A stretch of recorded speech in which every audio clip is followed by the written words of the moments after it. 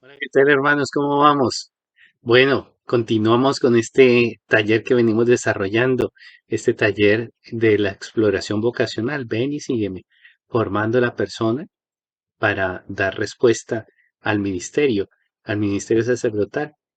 Este video es la segunda parte de este trabajo que venimos desarrollando para revisar algunos aspectos que nos van a iluminar sobre lo que es la respuesta vocacional desde los aspectos psicológicos, pero en un contexto mayor, en el contexto antropológico, y bueno, desde otros ángulos de análisis que nos va a parecer muy importantes.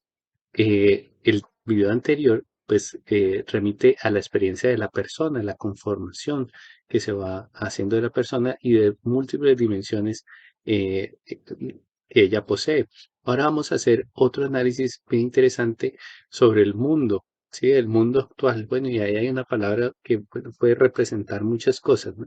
No me refiero al planeta, me refiero a muchos procesos sociales, históricos, políticos, culturales, filosóficos que nos rodean y que, bueno, vale la pena que también hagamos mención de ellos porque están en medio de nosotros, afectan, integran nuestro pensamiento sobre nosotros mismos, incluso sobre la fe, alteran nuestra o tienen que ver con nuestra relación con Dios. Entonces, hay 6 elementos que me va a parecer interesante poder relatar y trabajar con ustedes.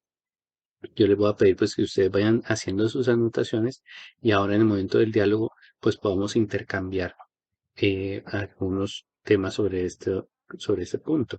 Eh, Quise hablar del mundo y fíjense en esta imagen como los campos gravitatorios y los campos, perdón, electromagnéticos que presenta nuestro planeta, porque quise tomar esa semblanza o esa analogía con unos magnetismos especiales, ¿sí? El magnetismo es que hay cosas que nos atraen, ¿sí?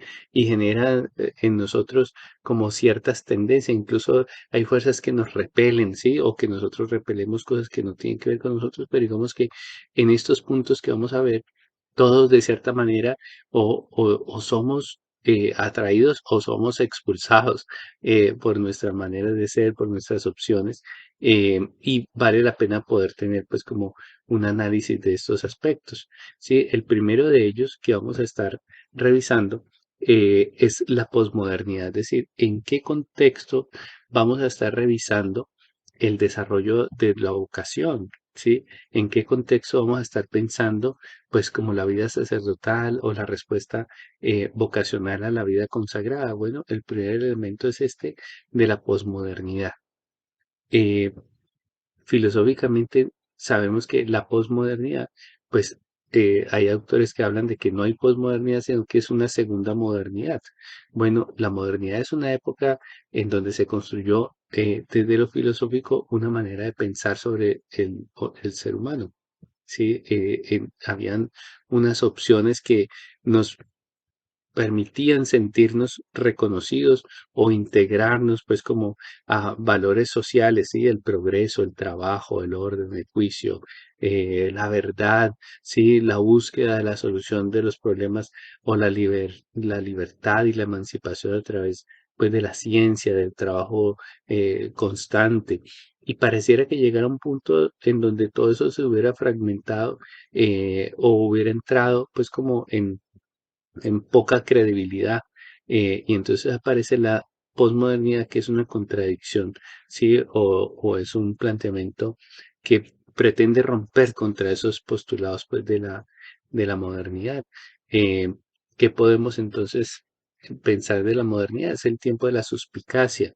Sí, de el mirar con desconfianza esa palabra verdad para poder decir no, no hay una sola verdad, hay múltiples verdades, sí, y seguramente hay muchos avances y cosas muy valiosas que como frutos de este nuevo periodo que hemos estado viviendo, pero también se trata de una transición en donde muchos sentidos y muchas significaciones se cuestionan de tal manera que podríamos retomar una de las analogías de Sigmund Bauman, ¿sí? De lo líquido, de lo sólido se volvió líquido, ¿sí?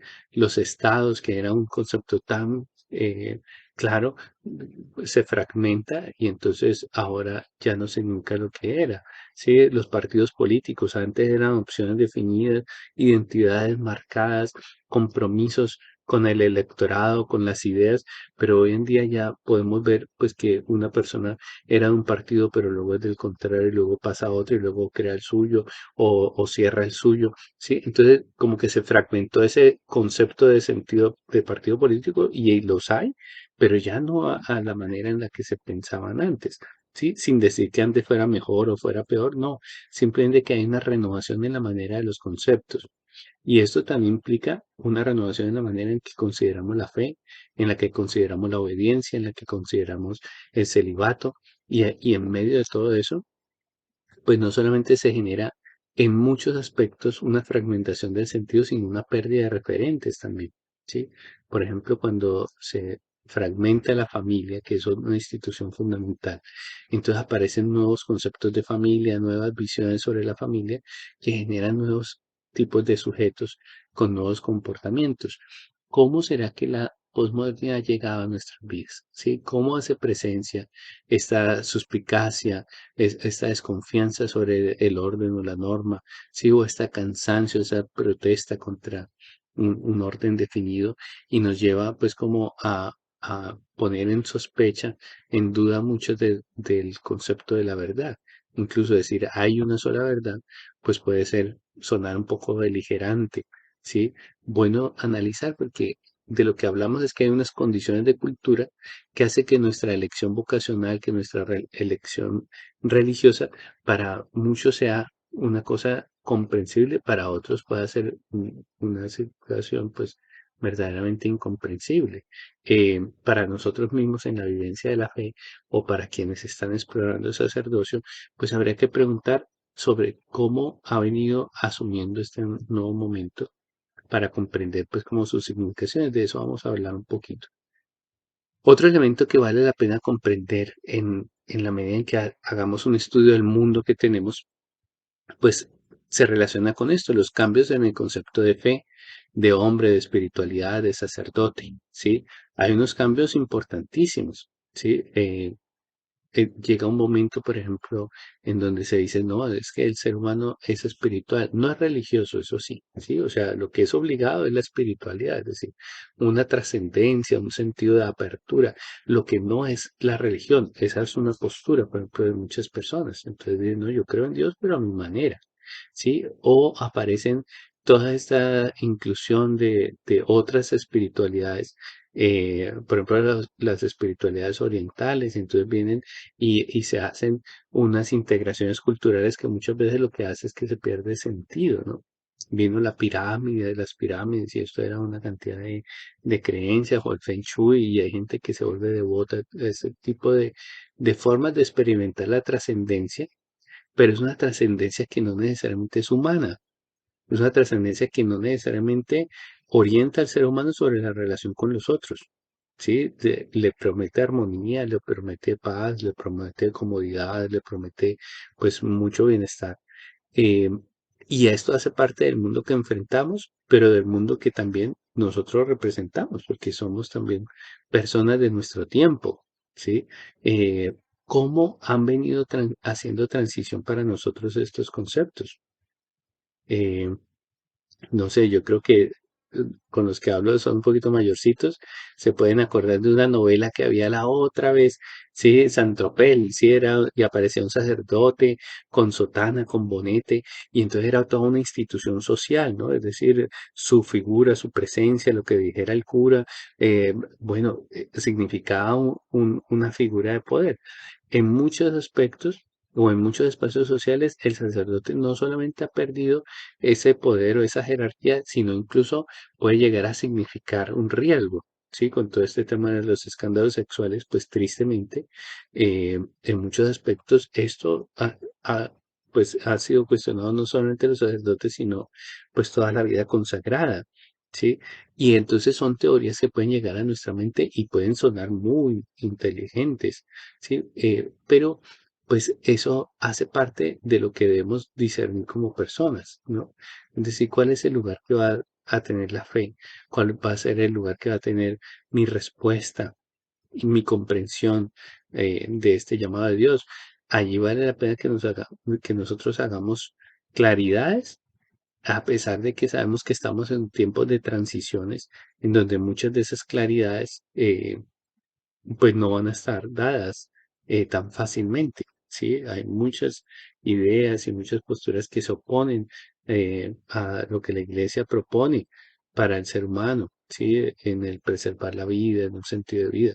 Bueno, ¿cómo jugamos nosotros allí? Vale la pena que nosotros podamos hacer ese análisis.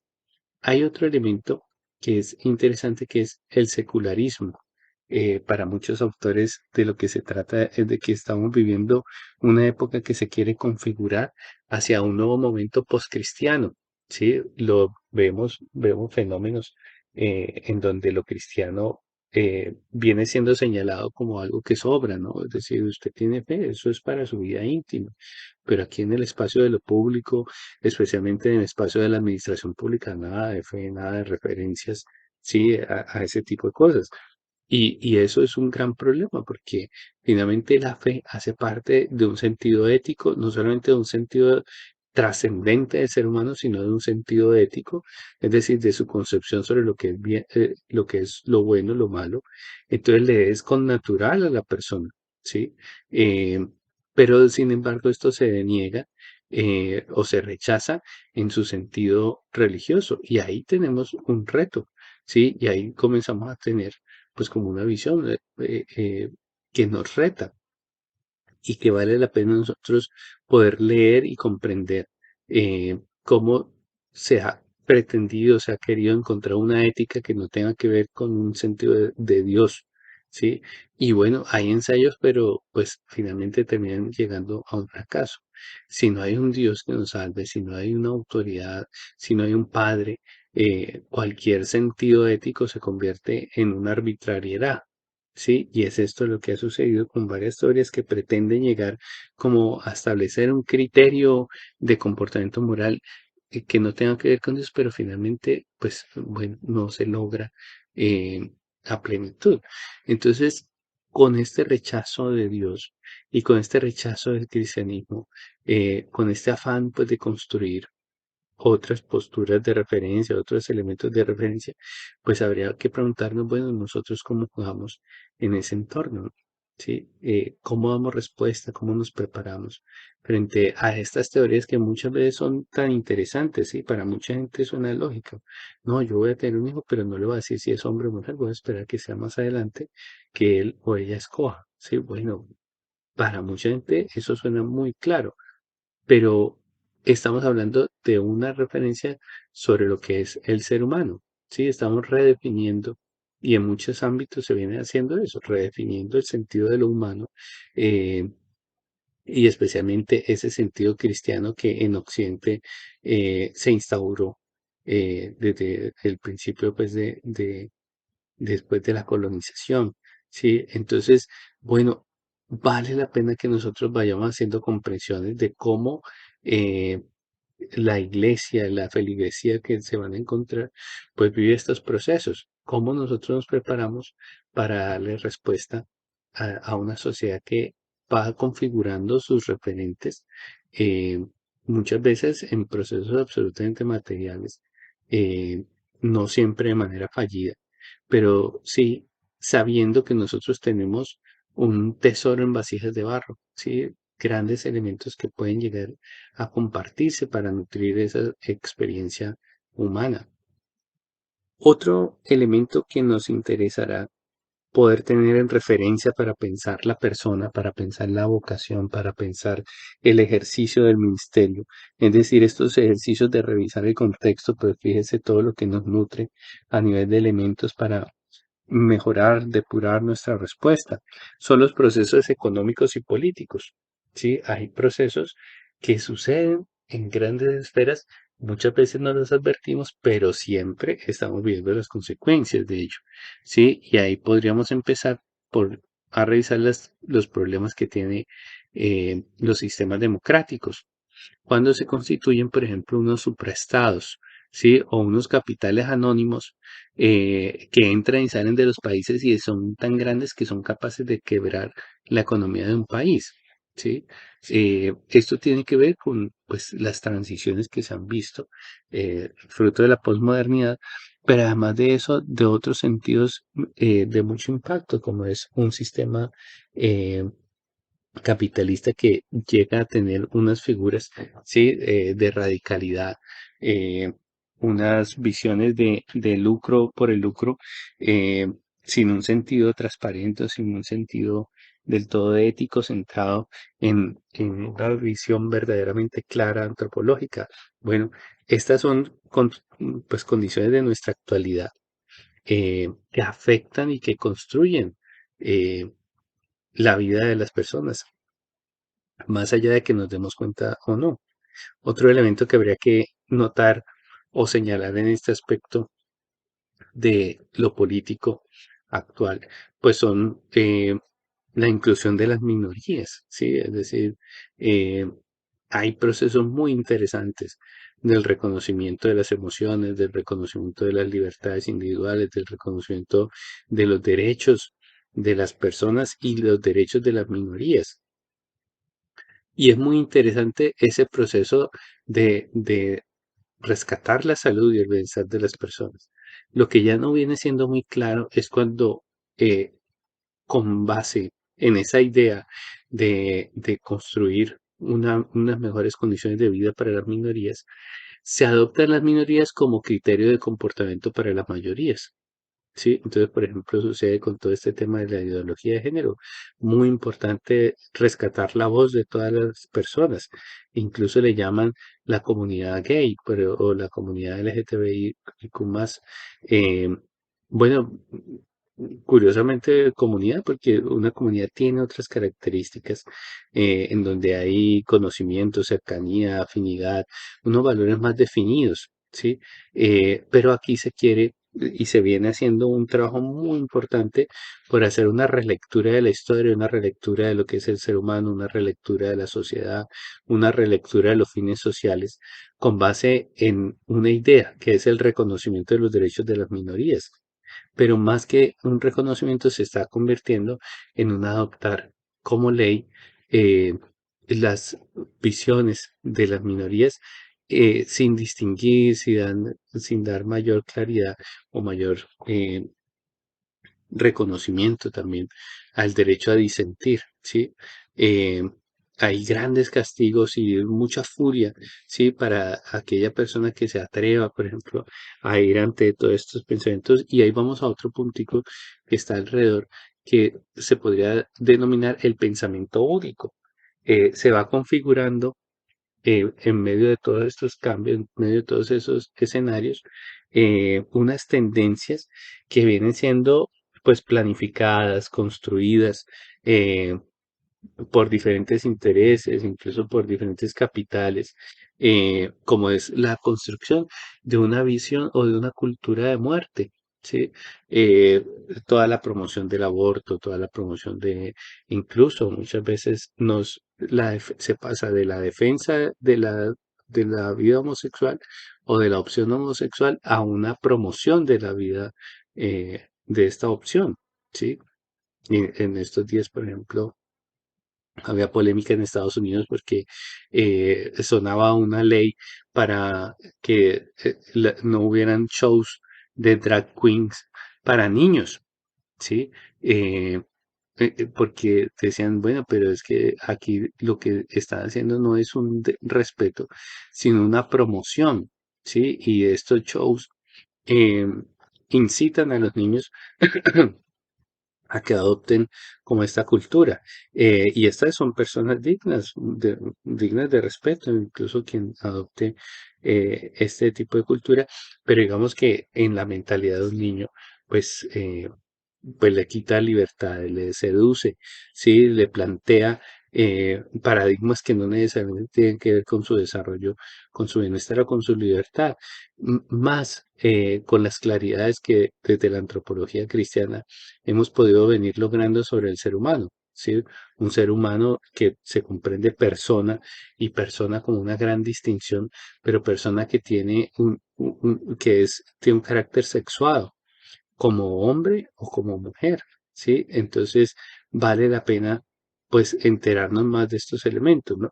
Eh, Otros elementos culturales que habría que pues, denotar, que hacen parte muchas veces de los procesos vocacionales, que hacen parte de la feligresía que se encuentra, que hace parte incluso de los procesos de iglesia, y eso es la cultura banal, ¿sí? La banalización del concepto de hombre, en donde muchos de sus aspiraciones más trascendentales se consideran pues simple ruido, ¿no?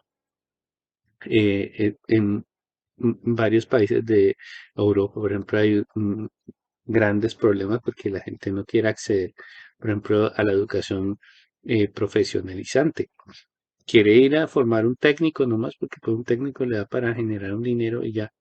No hay mucha diferencia salarial entre un profesional y un técnico. Entonces dicen, ¿para qué formarme más? O sea, ¿qué sentido tiene la formación?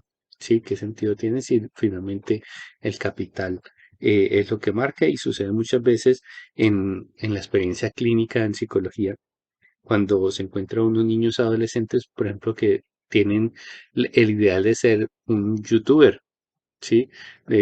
Porque como youtuber pues va a generar mucho dinero. Bueno, muy bien, aunque el problema vocacional no consiste en generar dinero. Lo tiene que generar, por supuesto, porque es una necesidad del ser humano pues, para sobrevivir y moverse en la sociedad. Pero digamos que ese no es el criterio fundamental, ¿no? Eh, se necesita ese aspecto material que genera una profesión, pero es que además lo vocacional tiene que ver con la realización de la persona, así que lo pueda disfrutar, que pueda desarrollar en pleno sus diferentes capacidades y potencialidades, pero especialmente que haya un sentido de trascendencia, es decir, que lo que hacemos lo hacemos para hacerle el bien a la gente. Pero cuando la mayor dedicación está hecha simplemente como para generar algo superficial, intrascendente, pues entramos en una crisis, ¿no? De los conceptos de ser humano. Entonces hay una cultura emocionalista, ¿sí? Pasamos de una cultura que era objetivista, racionalista, muy comprometida con un sentido de la verdad, del deber, a una cultura fragmentaria, basada en el sentido de la emoción, que cae en el terrible rol del relativismo, ¿sí? En donde los puntos de referencia de identidad, pues definitivamente se pierden, ¿sí? Y ya para ir cerrando esta parte, sí, habría que preguntarnos, bueno, ¿cuáles son las antropologías o los sentidos ontológicos? Es decir, ¿cuál es el concepto de hombre que se va generando en la sociedad, en la historia, en la iglesia, a partir de estos elementos que les he venido mencionando? Sí, cada uno de estos elementos genera muchos procesos. Hay muchos más, pero estamos un poquito limitados de tiempo. eh, pero pues habría mucho más análisis para poder comprender, bueno, hoy en día en qué mundo estamos, sí, cuáles son los retos, las necesidades del mundo actual. No se trata simplemente de mirar al mundo o la actualidad con dejo, con decir, "Oh, esto está muy mal, sí, lo ideal era lo del pasado". No, no se trata de eso porque hay cosas que no van a volver para atrás, sí, hay cosas que ya cambiaron y va a seguir mutando. Y nosotros lo que tenemos que hacer pues es pues anunciar y denunciar, eh, pensar y trabajar la verdad, cómo la verdad ilumina al hombre y le hace libre, y pues participar en medio de todos estos procesos, pues con la ayuda del Espíritu Santo para poder entender, bueno, cuál es nuestra misión, cuál es el llamado nuestro en medio de esta época de transformaciones en donde pues muchos pierden no solamente los puntos de referencia, sino además de eso las instituciones que lo sostienen, por ejemplo, en el caso de los divorcios, y se pierde la familia que le da soporte, sí, y en medio de todo eso vive procesos en donde las personas pueden llegar a deshumanizarse. Allí está nuestra acción cristiana, ahí nuestra acción cristiana tiene unas metas, ¿sí? A través de la ley del amor, a través de fortalecer el espíritu de servicio. Bueno, definitivamente que estas cosas anuncian y denuncian, ¿sí? Eh, ¿Cómo nos posicionamos nosotros frente a eso? ¿Sí? ¿Cómo podemos entender nuestra fe, nuestra respuesta, pero también en la dimensión de todos estos procesos históricos y culturales. Bueno, aquí en esta reflexión del mundo yo he querido como darles algunos elementos que les permitan luego hacer un análisis más profundo de su persona, de su respuesta vocacional. Con esto voy a presentarles como algunas preguntas que van a quedar para nuestro conversatorio.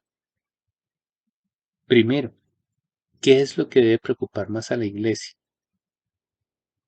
Revisamos varios aspectos aquí como de la actualidad cultural del mundo, de eso qué es lo que más debería preocupar a la iglesia. Segundo, cómo el sacerdote, cómo el sacerdote debe cuidar y enriquecer su ministerio en un mundo que se vuelve tan agresivo, tan complejo, cómo él mismo hace para proteger y enriquecer su ministerio. ¿De qué manera un sacerdote puede ser un actor de buenos cambios? ¿Cómo nosotros participamos en medio de todas estas transacciones, de todas estas transformaciones? ¿Cuál es nuestro lugar? Y cómo poder aumentar o mejorar la calidad con la que lo hacemos. Por último, cómo el sacerdote y el candidato pueden fortalecerse ante la agresividad de los cambios. Y aquí pues hay una pregunta que es muy sensata. Es, bueno, no nos podemos quedar simplemente en el miedo, en el juicio y en la crítica, sino que nos conviene entrar a mirar cuál es nuestro lugar, cómo aportamos, cómo ayudamos nosotros también a transformar este mundo para bien. Entonces, este es nuestro conversatorio. Yo les pido que preparen puntos eh, que podamos revisar ahora en nuestro encuentro ya sincrónico, que ustedes mismos también tengan como los elementos para revisar. Entonces, bueno, este es el segundo video, ahora vamos hacia el tercero.